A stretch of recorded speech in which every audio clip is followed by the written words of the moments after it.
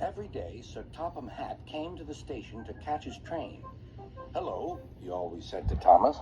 "Don't let the silly freight cars tease you. Remember, you have an important job as a special helper in the train yard."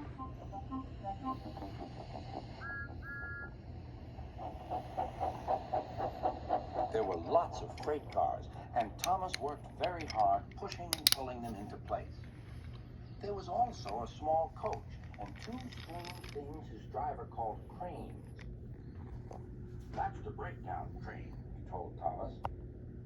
"The cranes are for lifting heavy things like engines and coaches and freight cars." One day, Thomas was in the yard. Suddenly, he heard an engine whistling. "Help! Help!" A freight train came rushing through much too fast. The engine was James. He was frightened. His brake blocks were on fire. "They're pushing me! They're pushing me!" he panted. On!" laughed the freight car, still whistling, "Help! Help!" Poor James disappeared. "I'd like to teach those freight cars a lesson," said Thomas the tank engine.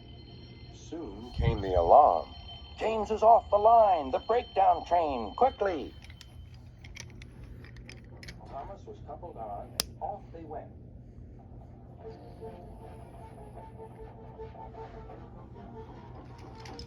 Thomas worked his hardest. "Hurry, hurry, hurry," he puffed.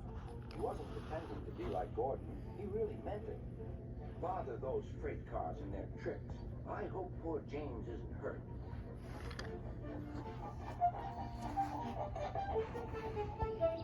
James's driver and firemen were feeling him all over to see if he was hurt.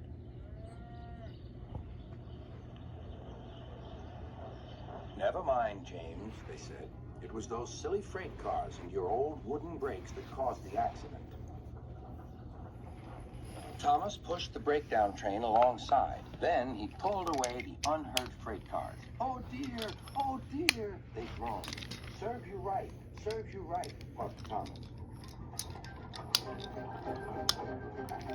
He was hard at work, puffing backwards and forwards all afternoon.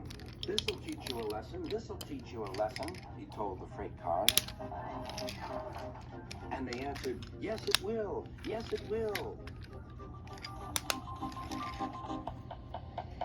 They left the broken cars. Then, with two cranes, they put James back on the rails.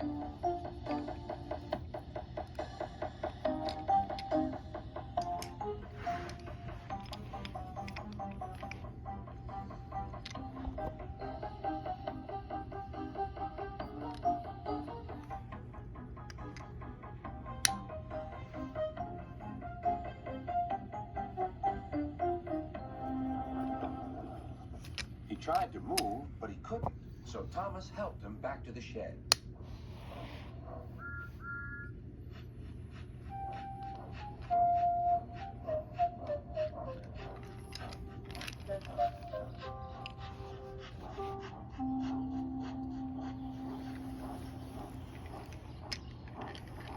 Sir Topham Hatt was waiting anxiously for them.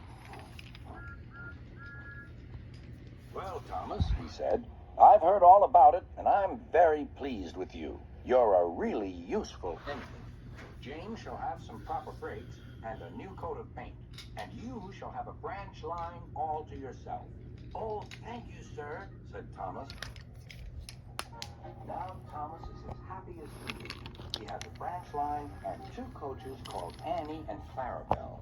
He puffed proudly backwards and forwards with them all day.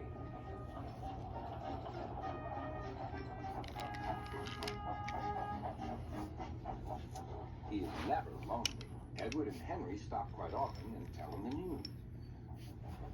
Gordon is always in a hurry, but never forgets to say beep, beep, and Thomas always whistles beep, beep in return.